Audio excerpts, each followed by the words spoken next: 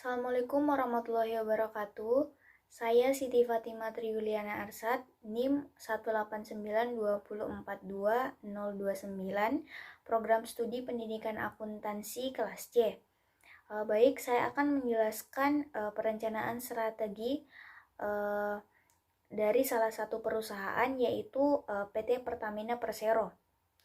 Sebelumnya, PT Pertamina Persero memiliki visi misi. Yang pertama, visi menjadi perusahaan energi nasional kelas dunia. Kemudian misi menjalankan usaha minyak, gas, serta energi baru dan terbarukan secara terintegrasi berdasarkan prinsip-prinsip komersial yang kuat. Adapun tujuan dan prinsip PT Pertamina. Pertamina memiliki tata nilai sebagai komitmen perusahaan untuk mewujudkan visi dan misinya berdasarkan standar global dan penerapan tata kelola perusahaan yang baik atau good corporate governance. Kemudian nilai-nilai Pertamina disebut dengan 6C, terdiri dari clean, competitive, confident, customer focus, commercial, and Covable, dan nilai-nilai ini wajib diketahui dan menjadi pedoman bagi seluruh karyawan dalam beraktivitas. Pertamina menetapkan 6 tata nilai perusahaan yang dapat menjadi pedoman bagi seluruh karyawan dalam menjalankan aktivitas sehari-hari. Penerapan tata nilai 6C didasarkan kepada surat keputusan Direktur Utama PT Pertamina Persero tentang penerapan tata nilai 6C, yaitu Pertamina dan anak perusahaan atau operational holding. Adapun perencanaan strategis PT Pertamina Persero yaitu analisis SWOT PT Pertamina Persero. Yang pertama adalah strength, di mana strength atau kekuatan internal pada PT Pertamina Persero menyediakan produk yang berkualitas tinggi, di mana produk dari Pertamina sudah memiliki pengakuan dari dunia internasional. Di antaranya produk oli dari Pertamina yang sudah memiliki sertifikat ISO. Kemudian yang kedua, memiliki pelayanan yang baik. Untuk pelayanan sudah dapat mendistribusikan produk ke seluruh penjuru Indonesia, bukan sampai ke daerah-daerah terpencil. Kemudian yang ketiga, sumber daya yang handal, di mana SDM di PT Pertamina Persero merupakan orang-orang yang sudah profesional di bidangnya, memiliki kemampuan dan pengalaman yang sudah teruji. Selain itu, pelatihan dan seminar yang berhubungan dengan dunia bisnis banyak diikuti oleh para karyawan yang dapat meningkatkan ilmu pengetahuan dan kemampuannya. Kemudian yang keempat, pengalaman di bidang migas. Pertamina sudah bergerak di bidang migas di Indonesia sejak tahun 1968 dengan pengalaman yang cukup lama di bidang migas. Faktor ini dapat menjadi salah satu nilai tambah. Pengalaman dan pengakuan dari dunia internasional berhubungan dengan dunia migas menjadikan Pertamina cukup disegani di bidang migas. Kemudian yang kelima, penggunaan teknologi informasi yang terintegrasi. Teknologi informasi di Pertamina sudah terintegrasi dan mendukung proses bisnis perusahaan. Dengan adanya divisi SBTI, ini menunjukkan adanya kepedulian yang cukup tinggi dari pihak manajemen untuk mengembangkan teknologi informasi. Kemudian yang kedua adalah weakness atau kelemahan. Kelemahan internal pada PT Pertamina Persero yang pertama adalah kurangnya modal.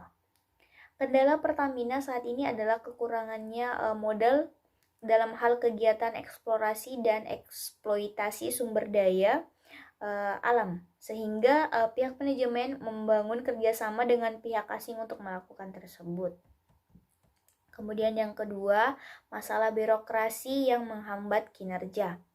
Birokrasi yang terlalu rumit menghambat proses pengambilan keputusan karena terlalu banyak waktu yang terbuang untuk menjalankan suatu keputusan.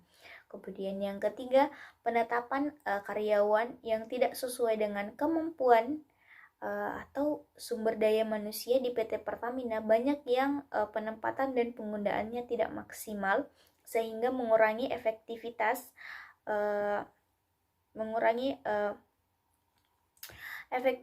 dan efisiensi perusahaan. Kemudian yang keempat, jumlah armada yang kurang. Peningkatan permintaan besar yang membutuhkan arus distribusi barang yang tinggi dapat terhambat dengan kurangnya jumlah armada pengangkutan barang yang ada sekarang ini. Yang kelima, ketergantungan pasokan pada satu pemasok sehingga apabila terjadi keterlambatan pemasok, produk akan mengganggu operasional perusahaan. Kemudian bagian C atau yang ketiga adalah opportunity atau peluang. Peluang eksternal pada PT Pertamina Persero yang pertama adalah pasar bisnis yang masih tinggi. Penggunaan migas yang merupakan salah satu kebutuhan pokok dunia saat ini membuat permintaan akan produk ini tetap tinggi walaupun terjadi gejolak harga. Yang kedua, harga jual yang murah. Pertamina dapat menjual BBM dengan harga murah karena pemanfaatan dari subsidi pemerintah. Hal ini dapat digunakan Pertamina sebagai salah satu kesempatan untuk menguasai pasar migas di Indonesia. Kemudian yang ketiga, sumber daya migas yang masih cukup tinggi. Sumber cadangan migas yang tersedia di Indonesia cukup banyak yang belum tereksplorasi. Cadangan minyak ini dapat digunakan Pertamina untuk meningkatkan penjualan dalam memenuhi permintaan besar pasar.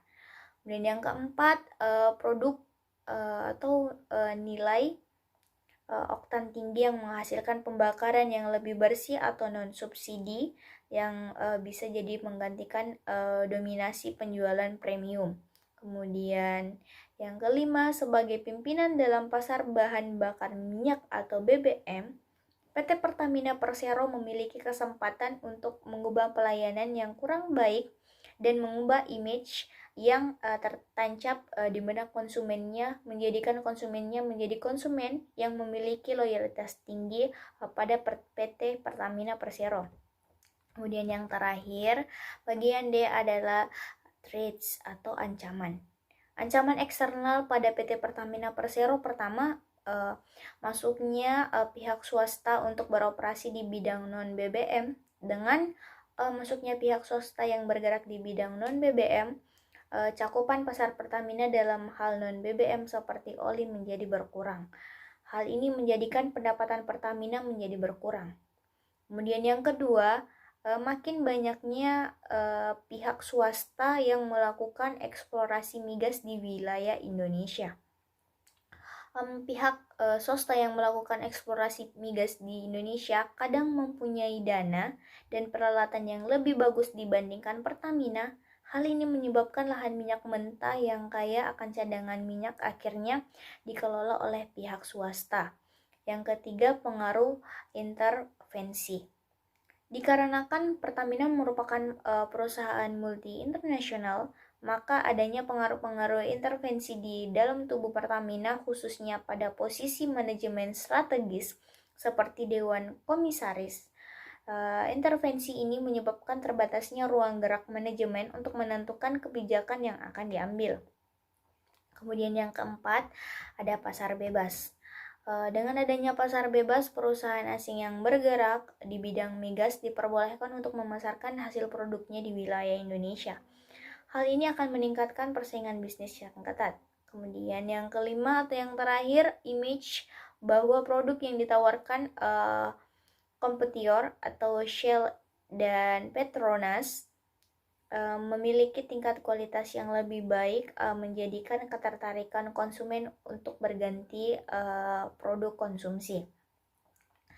Sekian pemaparan dari saya. Wassalamualaikum warahmatullahi wabarakatuh.